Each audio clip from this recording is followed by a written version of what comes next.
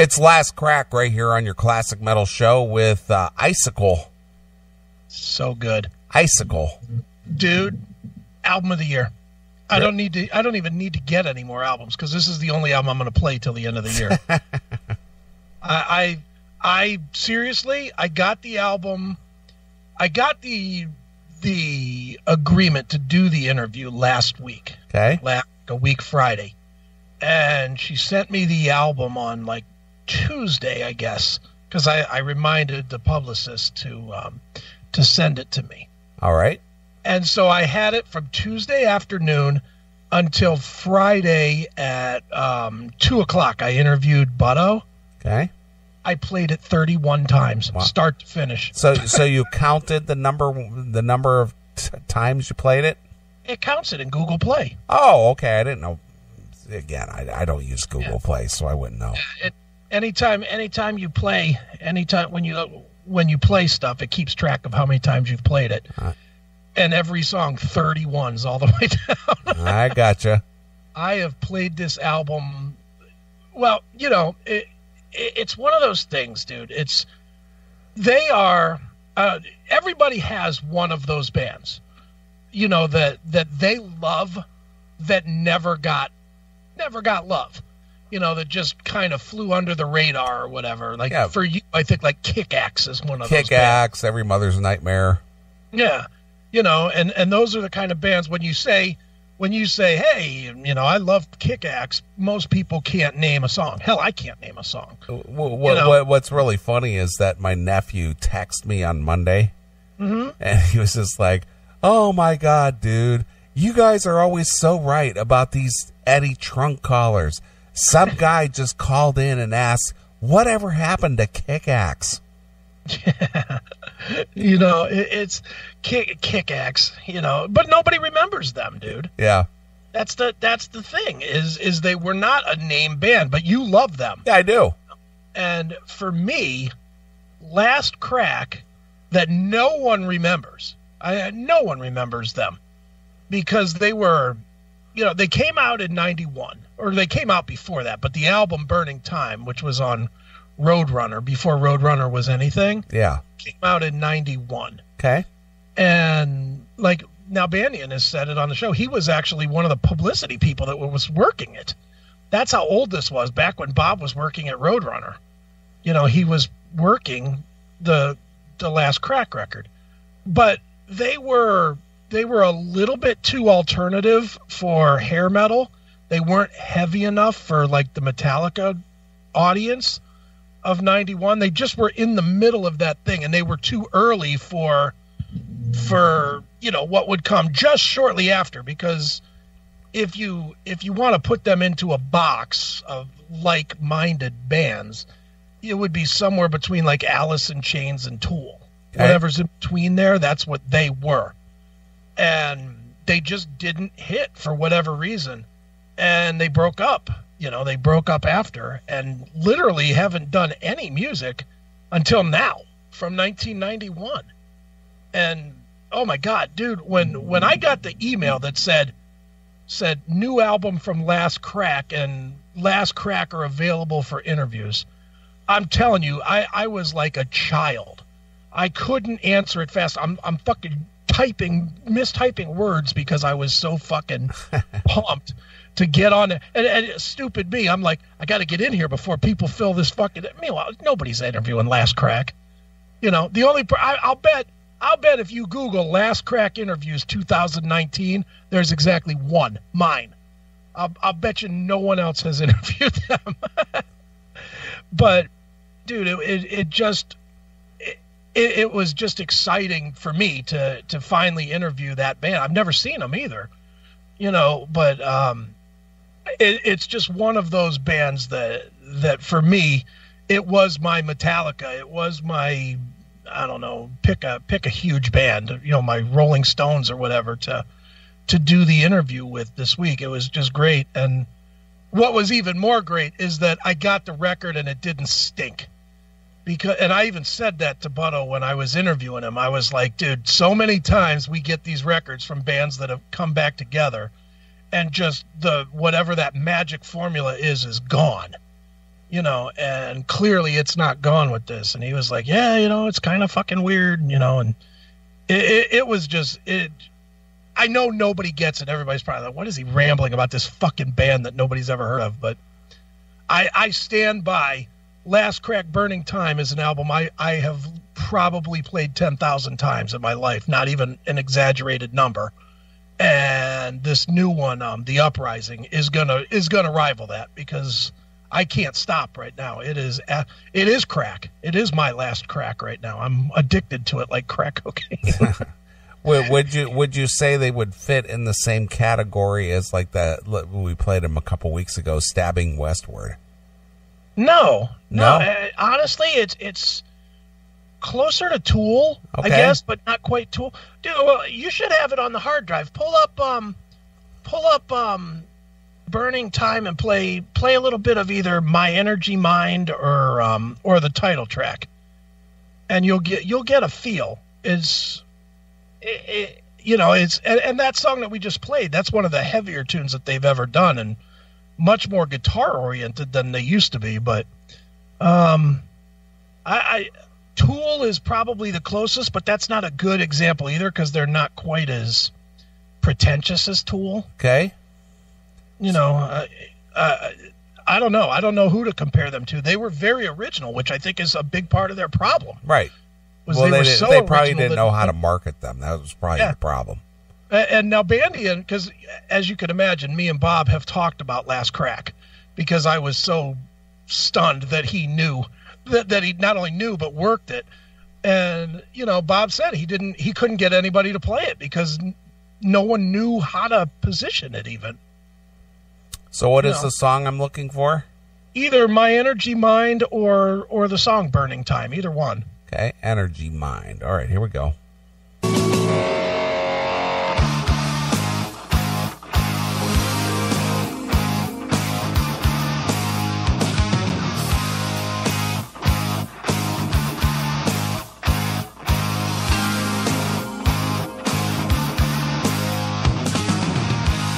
Well, I wind up my mind and I peel back my eyes. It almost has a Rush thing to it. Sort of, yeah. There's a lot of stuff that's recognizable, but it's kind of completely unique to itself. Yeah, well, I agree. It has a lot of elements of other stuff. Yeah. But initial listen, that just kind of reminds me of sort of Rush. Sure. It has that staccato drum beat, and it's kind of like that. And dude, this song was on Headbangers Ball. That's what I'm saying. They didn't know how to market this band. If anything, and I don't even remember in that time frame, but this would have been the perfect band to be like the main band on that. Remember MTV 120 Minutes? Right. The alternative rock show. This band should have been on that, but instead they were wedging this in between like Pantera and Alice in Chains and Armored Saint and shit like that. They said when I was doing the interview with Butto, he said that they toured for this record with Armored Saint, and that's a bad mismatch there. But he was saying, I mean, he was like, how do we fucking complain about that? We're on tour with King Diamond and Armored Saint. Right. And it just didn't fit. But go ahead, play a little more. It's so good. And these diamonds I find, well, I know they are mine. A brilliant smattering, swollen gaze, I can see millions of ways.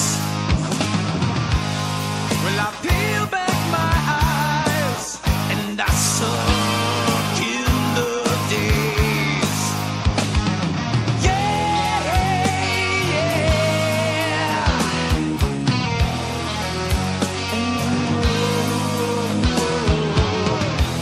The best I've been yet. Everything explodes in my head. I wind up my mind. Everything all of the time. And who am I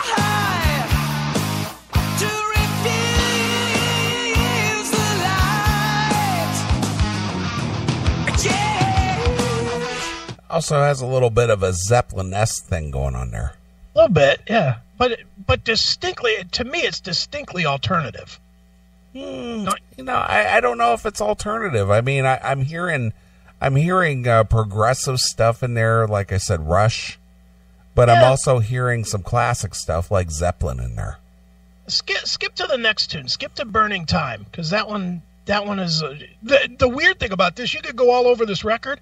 Every song is different. Okay. Like there's no vibe. Yeah, there's no pattern to it. It's all kind of like all different. It's all over the place. All right. Try My Burning Time.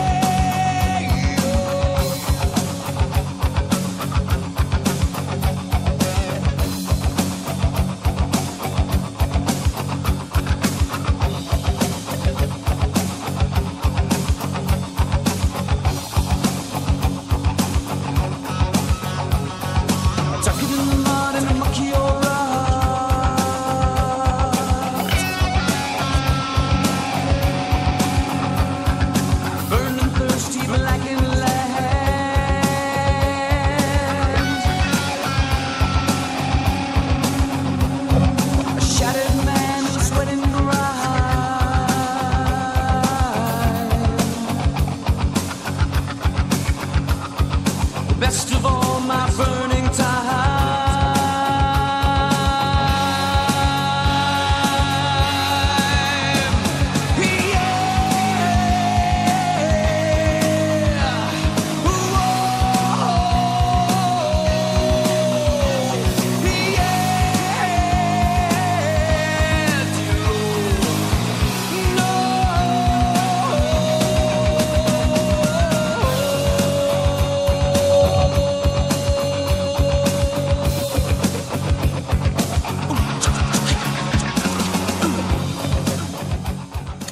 quite put my finger on that. Yeah, the voice is a little U2-ish. Yeah, maybe that's exactly what I'm thinking. Yeah, I mean a little bit, not horrific and fucking preachy like U2, but no. But I don't know, man. I'll put that album. You know, I don't think it's for everybody. I really don't. I think some people like. I don't think overall. I think you could listen to it and you'd listen to it once. You'd be like, all right, that's all right. I don't think you would love it, but there's a select little core of us out there that fucking loved Burning Time. You know, it's one of those. I would never ever give that record up. I would give up just about anything else in my collection over giving that record up. It's just fucking amazing. Yeah, it's definitely interesting.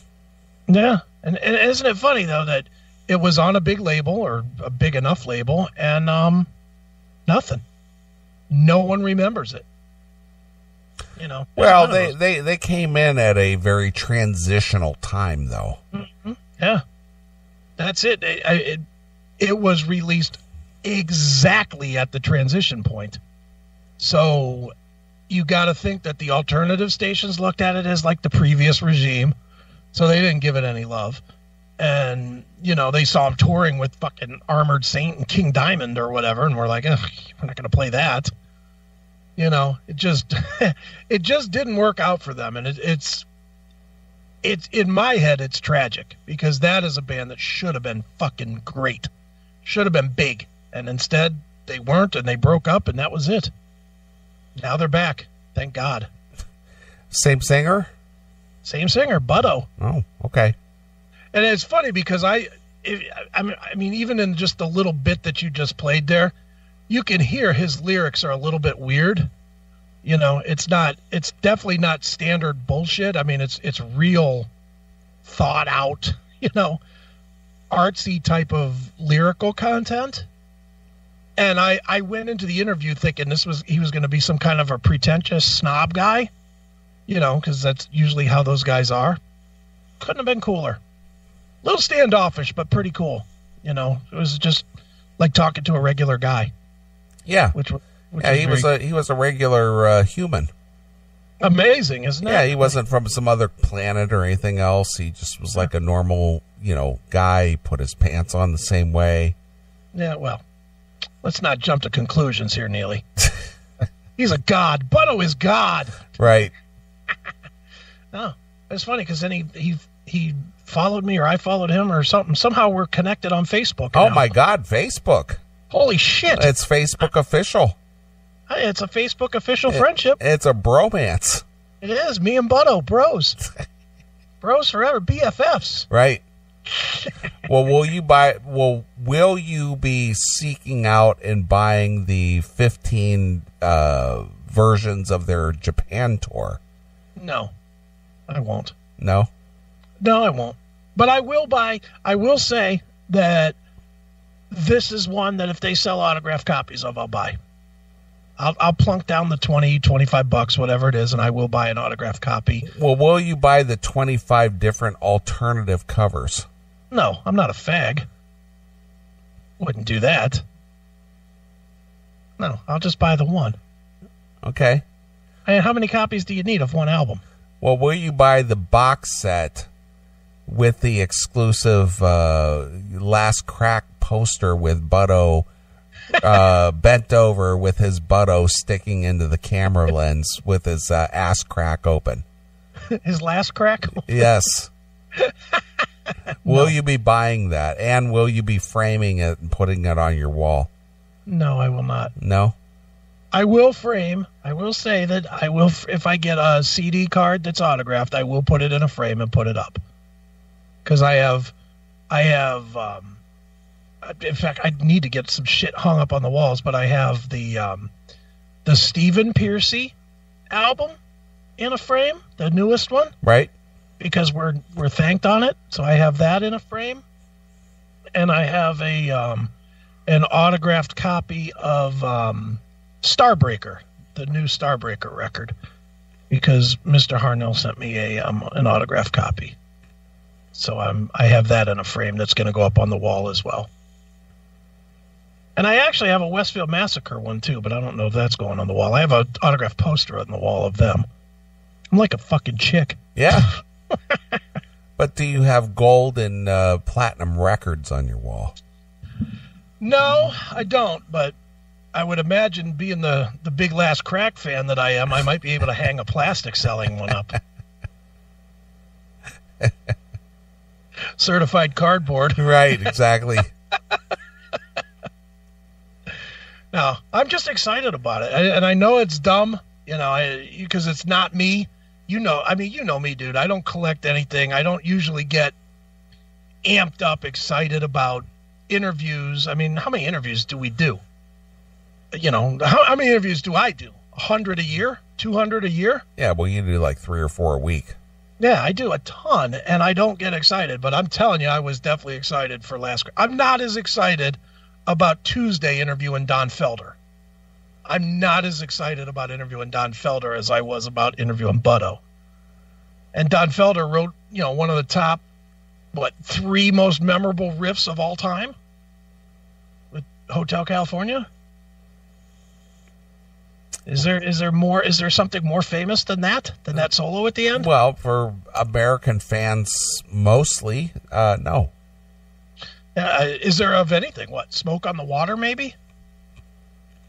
I don't even think that's more famous than Hotel California, do you? No, because that wasn't more mainstream. I mean, it was popular among the rock fans. What about the Hendrix thing?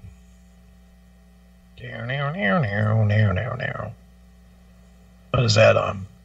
Purple Haze? Yeah. Is that more famous? Excuse me while I kiss this guy. Yeah. Yeah, Stairway to Heaven. Is that more famous? Yeah. Oh, yeah. That's more famous. Yeah. But I would say Hotel California is right there with it. Yeah, it's in the top 5. Yeah, it's right there. So, and Felder's a big interview, but man, It's cool. I'm interviewing Don Felder, but I interviewed Otto. You know, last week I interviewed Rick Rule.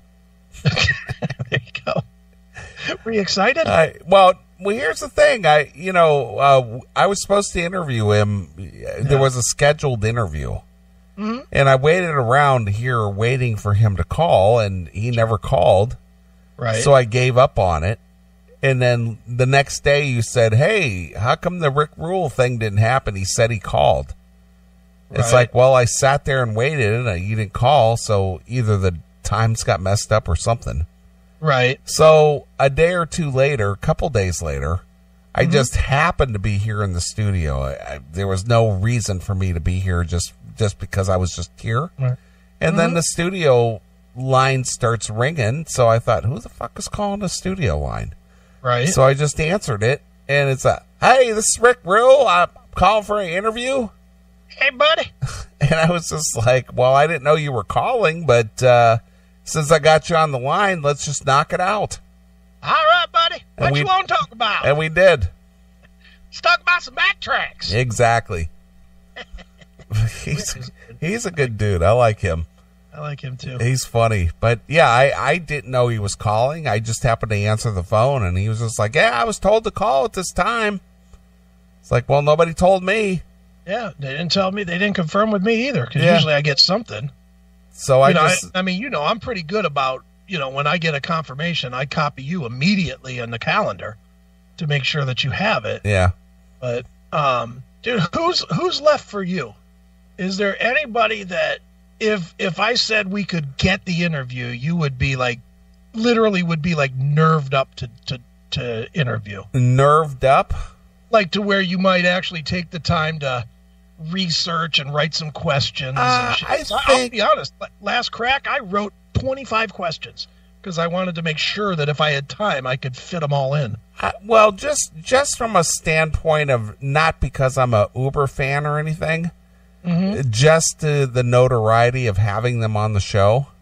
I would like to have like a Joe Elliott from Def Leppard. Okay. I mean, we've never had. I think we had Vivian Campbell on once or something. Yeah, but we've never had any like Joe Elliott or Phil Collins. Yeah, we've never had that. We've never interviewed anybody from Bon Jovi. You would want to interview Bon Jovi? Sure, why not? Why not? Yeah. I mean, it's not because I'm a fan. It's just because that's one of those bands you never get to talk to. Dude, the odd thing with that's one I probably could make happen. We've actually been pitched it before, and I've turned it down. Oh, well, again, I just from the standpoint of the history of the show, yeah, I would like to have a Bon Jovi interview. He had that album that was like close to a country record. Yeah. And I got a press release for it, and I got an email saying, did you get the press release? And I was like, yeah. And she was like, do you want me to put you in? Now, that's not putting in. You know how this goes. Yeah. Putting in doesn't mean getting the interview. Yeah. But she asked me, do you want me to put you in for the interview? And I said no.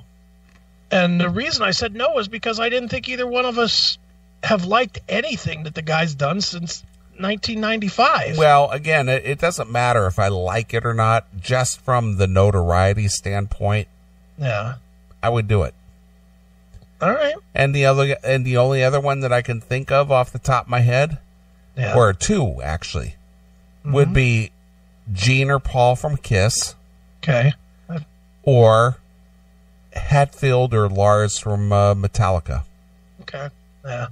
See, you want to know one that we got turned down for this week that was pretty big? Who? Joe Perry. Really? Yeah. I reached out and asked. It was I kept getting press releases for this. What is it called? The Hollywood Vampires. Okay. Which is him, Alice, and Johnny Depp. Johnny Depp. Yeah. And I just answered it and said, hey, we'd love to do an interview, preferably with Joe, but with any of the three, really. I don't care. I would have done any of the three just to do it, but I don't think I'd have been excited. I would have been excited for Joe Perry. Of course. I don't think I'd have been excited for, like, Alice, I'm not a fan.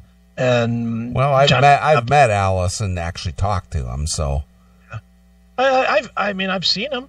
I think I've interviewed him at least one. I think I interviewed him on the Metal Show once, but just not personally. He doesn't do anything for me. So interviewing him, I mean, he's polite, he's nice. I don't think that he would be a dick, but I would just do the standard. So, Hollywood vampires, huh? What's that like? What's that like? What's that about? Yeah, but that was like that was the first no I've gotten in a really long time. Oh. And it was a reach. I mean, he doesn't do internet stuff. Of course not. Not monthly. Way too big for that. So as far as, people left, Yeah. that would be it for me. But you wouldn't be like, No, I wouldn't be giddy excited about it, but just from the fact that, well, I've never had that opportunity and it's never been offered and we've never had them on, so right. Why not? Is there anybody that and take the level of success that they've had off the table? Okay. Is there anybody in that collection behind you that you would want to interview but have not had a chance to? That's not been huge. No, I've talked to everybody, or either met or talked to everybody that ever wanted to. Right. Yeah, I still would like to interview Ozzy. Met him, not interviewed him. And I would like to. Okay. He was nice enough to meet, but I would love to get 15 minutes to just try and figure that dude out. But good luck with that. He's well insulated. How about Axl Rose? See, I'm a fan of Axl, but I don't think I'd want to interview Axl. Okay. I think he would be very difficult, and I would definitely go into it super duper prepared, because I just got a feeling that he would be like interviewing Jeff Tate. Like the minute you fuck up, he'd be ready to pounce on you. You know how Jeff Tate is. Like if you say anything even slightly away from what he's thinking, he gets all annoyed. And I think Axl would be the same way. I think Axl would just hang up. Yeah, Axl, very pretentious. Yeah. And it's funny because I've met Duff, and Duff is like the complete opposite. Duff is like, he'll talk your ear off about anything. Duff. And Duff's a guy we could probably get on the show, even now. Yeah, I watched his little documentary last week, as a matter of fact. Oh, Duff? Yeah, it's something about something in Other Lies or something. I don't know. I haven't watched it. It's on Netflix, or I think it's on Amazon. Yeah, I know he has new music out that is just god awful.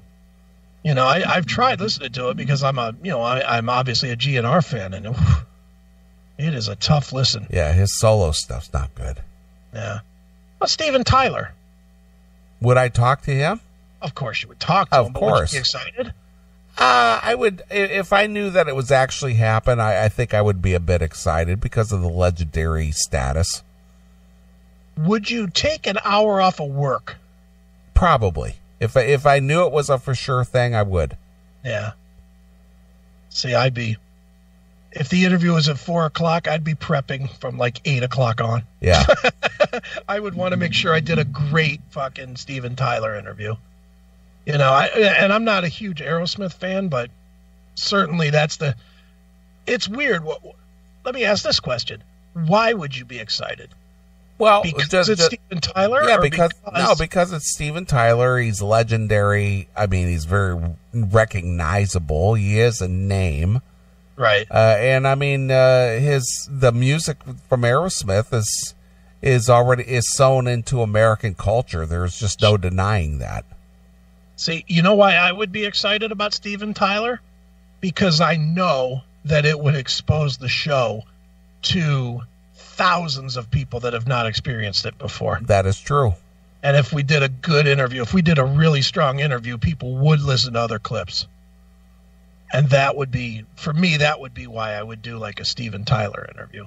Yeah. I mean, I would do it no matter what. He's Steven fucking Tyler, but I would definitely make sure that I did just as good of an interview as I've ever done, just because I know that it would expand the show. Of course. Which would be nice. Well, kind of Last Crack did this week. Well, I got to say that from a excitement standpoint, yeah, I would have to say, and I'm thinking back here, I'm going to have to say that the last time I was really stoked about an interview was interviewing Lemmy. Yeah. Yeah, that's been a while now. It's obviously been, about 12 years. Yeah. Did we do that one together? Or we did it. No, we did it together, and then he did another one with us. Yeah. We did one when I was at work. Yeah. And I remember I'm sitting in an open-air cubicle at fucking Broadvox. It was an open cubicle. And I had my microphone plugged into my work computer, and I had installed whatever software because this was years ago, to make the microphone work. And me and you were just cracking up and having a good time with Lemmy, and everybody in my fucking office is looking at me like, what is this guy talking about? Yeah. Because they didn't even know that side of me. Of course. All they thought of was that I was just another one of the programmers. And all of a sudden, here I am breaking wise, talking about drinking and shit with Lemmy. Too funny. Right. Yeah, Lemmy. I was nervous for Lemmy. Yeah, that was a good one. I was really excited about that. Sure. Yeah, I can't think of. I mean, I've interviewed big names. Maybe Halford the first time. Yeah, we had Alfred on 2 or 3 times. Yeah, and he was really nice to all times. He's great. He's a great interview. And I just remember that first time I interviewed Halford was when he did was it Resurrection? Is that the first solo album? I think so. When he did that one, I was nervous, but I was nervous because I was going to ask him the question about does he think that his solo career isn't going as well because he came out as gay. And I knew I was going to ask him the question, and I was nervous that he was going to hang up on me. And he was totally cool. Yeah, he's great. Somebody asked in the chat room, would we talk to Nikki Sixx again? Sure. I'd let you. If it was in the day, I would pass. Okay. I have no interest in interviewing Nikki Sixx.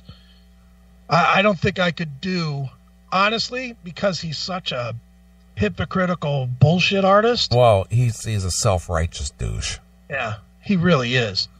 I don't think I could go and say, oh, yeah, tell me about the new 6 a.m. record, dude. Let's hear about how great you are again. I don't think I could do it. I'd be like, pass. Nikki's, I don't think Nikki's that incredibly hard to get an interview with if you wanted one, but I would pass. That's Mr. Nicky to you. Mr. Nicky. Who would you pass on? Pass? Yeah, like you just for whatever reason don't want to talk to him. Let me think. Oh, another one that I'd like to get on, and I've attempted to over the years. Mm-hmm. Ted Nugent. You know what? Why can't we get Ted? Ted shouldn't be that hard. I don't know. I've tried on a few occasions and been turned down. Yeah, it's weird. He shouldn't be that hard to get. He doesn't sell a bunch of records, and honestly, he doesn't even release a bunch of records. Hell, when Mick was drumming for him, yeah, he couldn't even get me back there to say hello. Seriously. Dude, speaking of Mick, and I know we're all over the map with this segment, but at least it's music. It's music related. Yeah. But I was watching, Mick posted a video today on Facebook of him playing in a 3-piece. Yeah. With 2 dudes playing like, I don't know, ZZ Top covers or something. All right. And in front of like 6 people. There was like it was at some bar somewhere. I was like, what is he doing? Yeah. He's retired, but what, he's going to play in some local yokel band in there? I think he just wants to play when he feels the urge or the need or the inspiration just to get up there and do something, but to be scheduled to do something, I don't think he wants to do that. You think he's truly retired? No, or you think I he's don't. just tired? I think he's just tired. I think he's just taking a break. Yeah, well, Dokken has been going at it. They have been. They've been touring pretty hard for the last couple of years. Yeah, so I get it. I think he just wants a kickback. I think he wants to ride his motorcycle. I think he just wants to, if he does play, he just kind of wants to play on a whim. Yeah. Is he truly beat up? Well, he does. What I heard too. Yeah, well, he does. He does have a lot of arthritis. Okay. So he is very arthritic. It takes him a long time to get warmed up. Right. Because his joints and everything are just all stiff. Yeah. Plus flying back and forth in those little planes with no span. He's a bigger dude, so, flying in and out and shit is probably not that comfortable for him at all. Right. Being stuck in a little tiny chair with, 3 inches of room to move your legs. Yeah. Yeah, that would so, suck. Just the rigors of touring every single weekend. Yeah. You gotta fly out on Thursday, you play on Friday and Saturday, fly home on Sunday.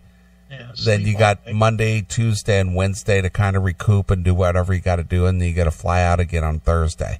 Yeah, exactly. That doesn't sound like fun. All right, so who would you pass on?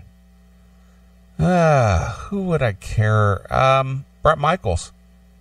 Would you pass on Brett? I would. If Brett was offered, I'd guess, what, this guy is so full of himself. No matter what interview questions I had, he would somehow skirt it if it was too difficult.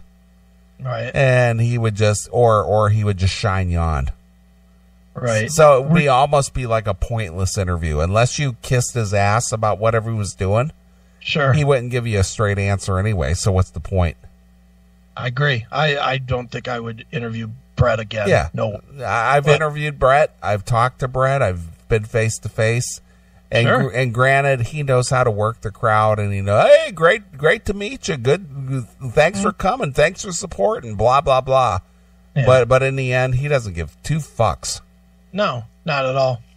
But what was surprising was I went in, and I guess this was probably my fault, but I went into the Ricky Rocket interview last year with that same mindset, thinking he would be like Brett, and he couldn't have been nicer. Well, I've talked to Ricky. Actually, he was at Billy Morris's club at the time, that Revolution.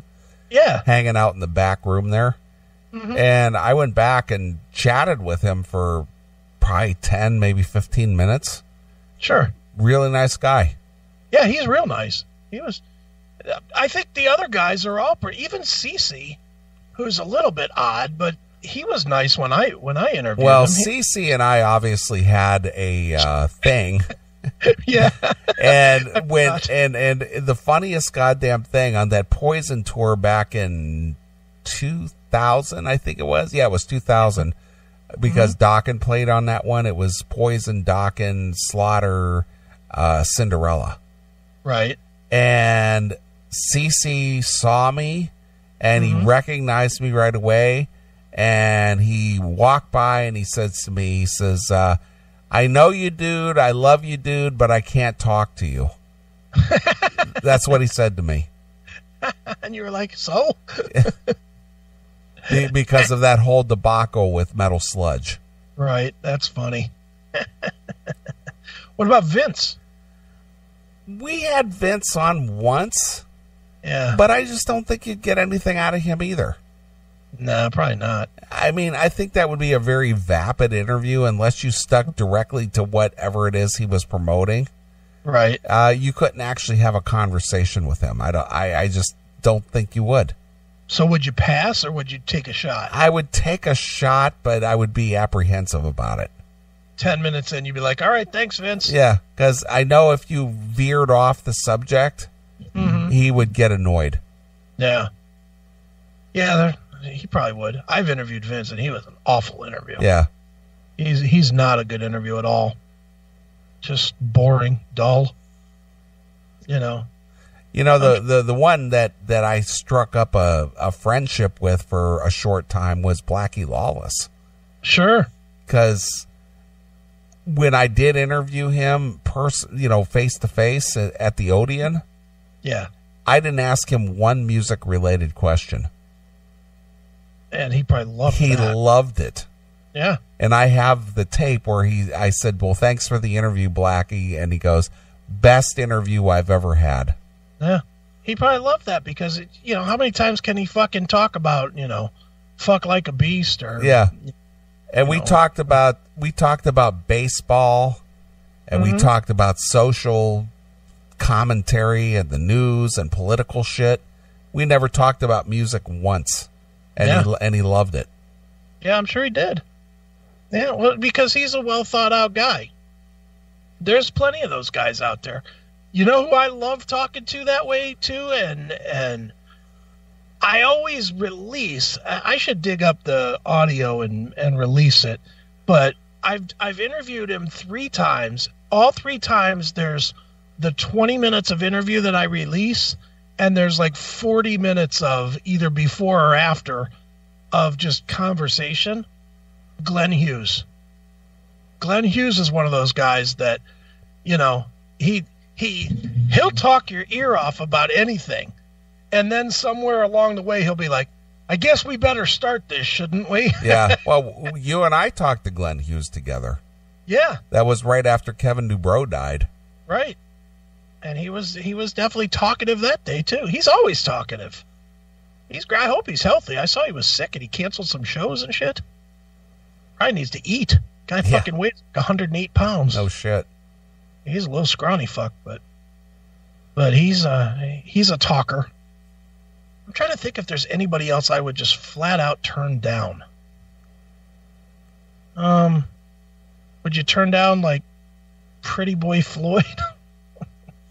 Well, I mean, obviously we've been there and done that. Yeah. I mean, especially Christy Crash Majors. Yeah, let's say Steve Sex Summers was doing it. I've talked to Steve at least 2 times. Yeah. So you done? He's got nothing. I mean, Pretty Boy Floyd, they had one record. Yeah, one and that was 30 years ago. Would we interview the great Tim James? Of course. When Tim releases his album, we are going to do an actual interview with Tim. Sure. Why not? We'll definitely talk to Tim. Hook him up. I'm just trying to think. I don't really think there's anybody I just flat out wouldn't talk to. Right. Would you talk to... All right, here's one. Would we... I'm going to say I would do it. I'm curious what you would say. And it has nothing to do with classic metal. It just would be strictly from a fanboy. No, not fan. The other way. Just from musical notoriety. Yeah. Would you interview either that Tim Lambesis that tried to kill his wife, tried to hire the hitman to kill his wife? Okay. Yeah. Or would you interview the guy that's in jail from the Lost Prophets that raped the kids? I would interview both in a minute. Yeah, but could you get them to talk about anything outside of their notable crimes? Could you get them to talk about their notable crimes? I know Lambesis talks about his a little bit. And believe me, when As I Lay Dying right now is working up a record, and when they do it, when they get it done, I will put in to interview him. And I'll probably get it. But I will ask him. I will definitely ask him. What's he going to say? I don't talk about that? All right, then thanks. See ya.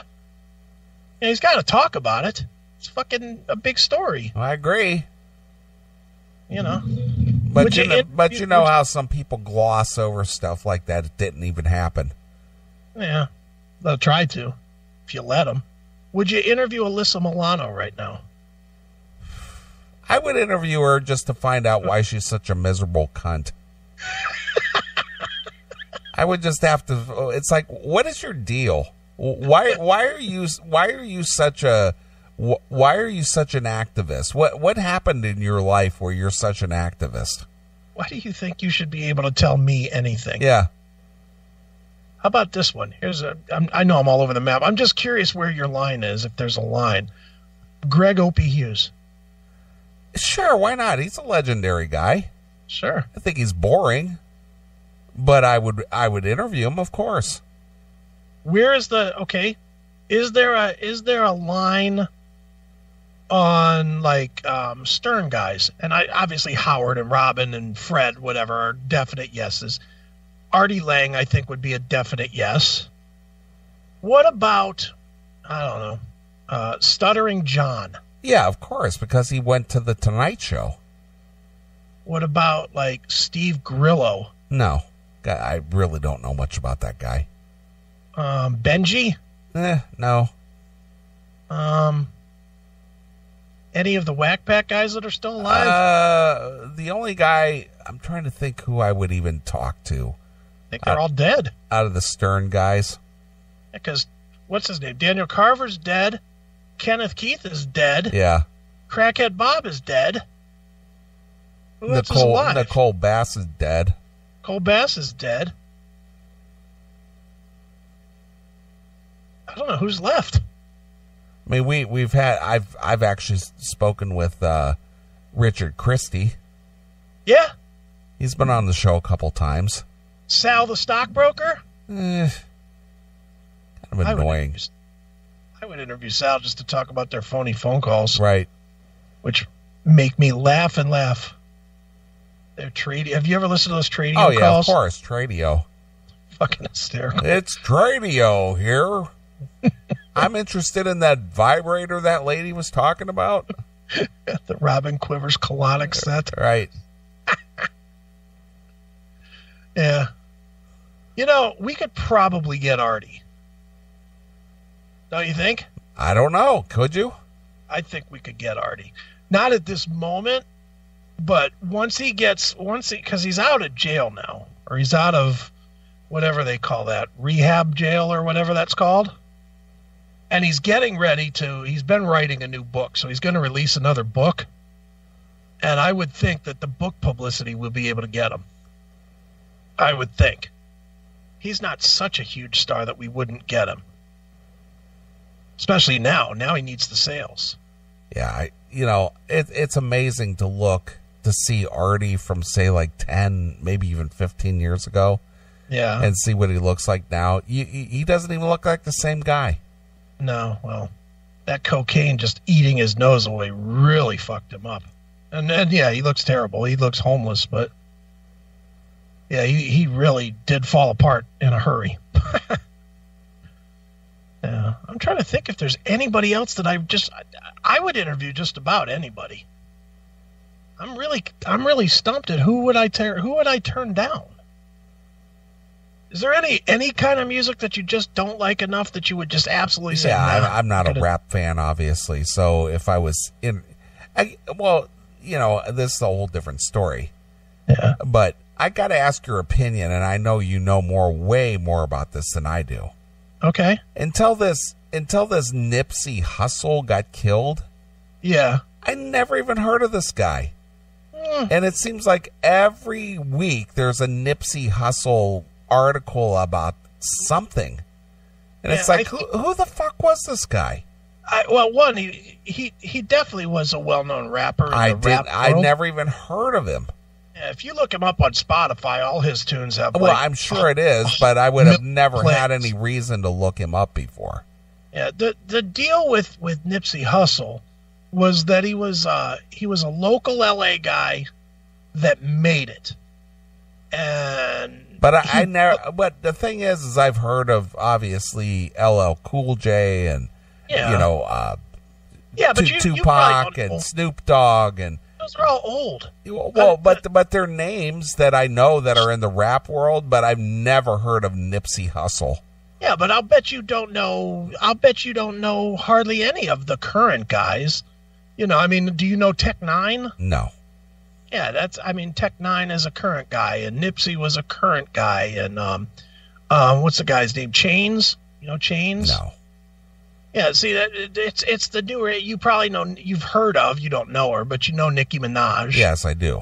You would know that name, and there's a new wave of rap, and I'll be honest, it's not like I know them very well either, but there's the deal with Nipsey Hussle was that he not only did he make it in LA, but he was definitely a like an activist type. Like he was, he did a lot trying to take kids out of the hood and stuff with him, and whatnot. So him getting shot and killed was surprising, not so much because rappers, stunningly would get killed, but because he wasn't one of those guys. He wasn't a gangsta. Not really. I mean, he was from the hood, but he really was not He didn't live that lifestyle. Yeah, he was not a gun-toting, douchebag either. Well, he got killed from a friend. Yeah. Who found out that Nipsey and his other buddy were going to a cabin for the weekend, and he didn't get invited. Yeah. That was it. That was it. But yeah, no, Nipsey Hussle, and you're right. It's I like you. I don't understand why it's such a big story. I mean, I get it the week that he died that it was a big deal, but that was what, 2 months ago? Yeah, but every week I see something about Nipsey Hussle, and it's like, well, who was this guy? What the fuck? I mean, he wasn't like crossover guy or nothing. He wasn't like also in TV or anything. Yeah, but that's what I'm saying. I never even heard of the guy, but the way that these stories are written about whatever it is that they're writing about, where he's concerned, yeah, you would have thought he was the Mother Teresa of rap. Yeah, well, he was one of them guys that was given back to the hood, and from what I understand, he was also very well liked by the athletes, which gives him a lot of cred. Like LeBron James was friends with him, and many of the basketball players and shit were friendly with him, which raised his profile significantly. But whatever. I couldn't tell you a Nipsey Hussle song even now. His passing didn't lead me to go listen to any. Nah. So, the new stuff, I'm not a huge fan of the newer stuff. It's that fucking it's just talk. They don't rap to a beat. The biggest and best rapper I'm into these days is DJ Scribble. That's exactly. That's the only rapper I follow. Scribble. He's doing something with it. Like Scribble's actually hitting. I don't know if you knew that or not, but Scribble is actually, he's appearing on like fairly famous rap guys' albums now.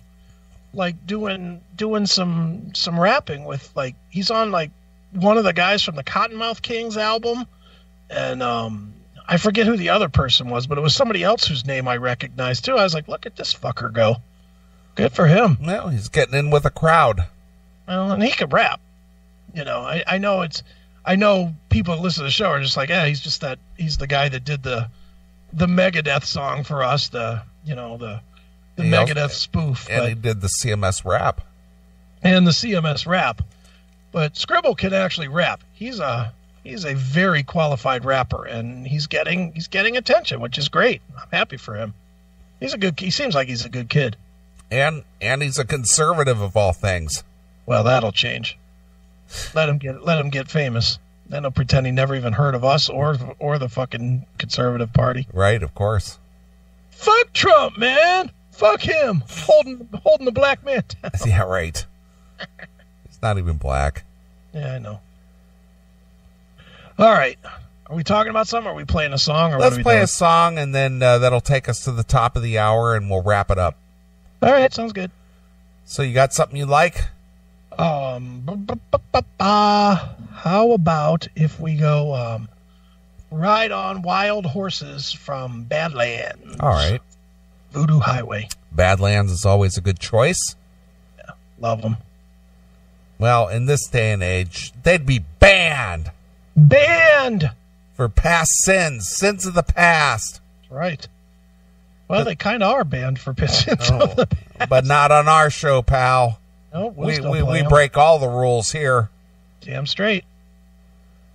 So, Voodoo Highway, here we go. And what is it? Silver Horses. Oh, yeah. It's a good one.